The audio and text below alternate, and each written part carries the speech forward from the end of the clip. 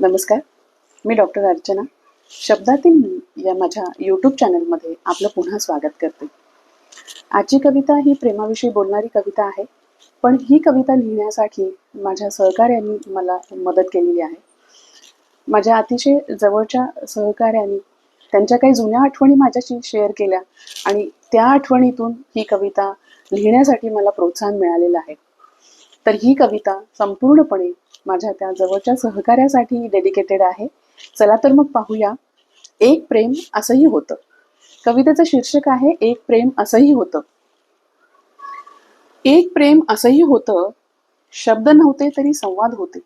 एक प्रेम असंही होतं, शब्द नव्हते तरी संवाद होते, दूर असूनही जवळचे होते. एक प्रेम असेही होते, शब्द नव्हते तरी संवाद होते, दूर असूनही जवळचे होते. ओळख नव्हती तरी ओळखायची ती. ओळख नव्हती तरी ओळखायची ती. बोलू वाटायचे पण फक्त पाहायची ती.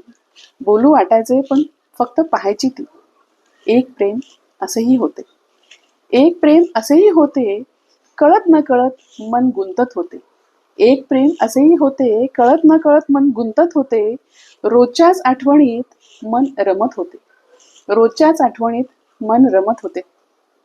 ती यायची मला पाहायची. ती यायची आणि मला पाहायची. मीही तिला पाहायचो, पण नुसतीच नजरानजर व्हायची. ती यायची मला पाहायची. मीही तिला पाहायचो, पण नुसतीच नजरानजर व्हायची. एक प्रेम असेही होते. एक प्रेम असेही होते, दिवसामागून दिवस जायचे. एक प्रेम असेही होते, दिवसामागून दिवस जायचे. आज बोलू उद्या बोलू म्हणून महिने सरायचे. आज बोलू उद्या बोलू म्हणून महिने सरायचे. वाटायचे उद्या नक्की मन मोकळं करू. वाटायचे उद्या नक्की मन मोकळं करू. पण पुन्हा तेच. ती पाहायची आणि मीही पाहायचो. ती पाहायची आणि मीही पाहायचो.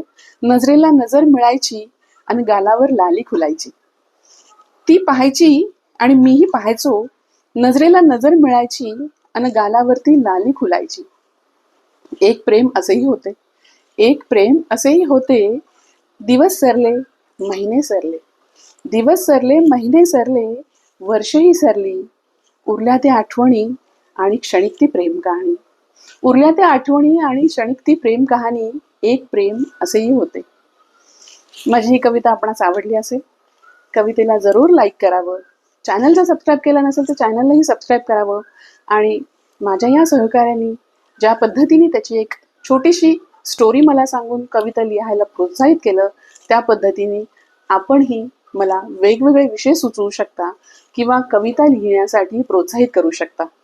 चला तर मग पुन्हा भेटू पुढच्या गुरुवारी एका नवीन कवितेसह, एका नवीन विषयासह.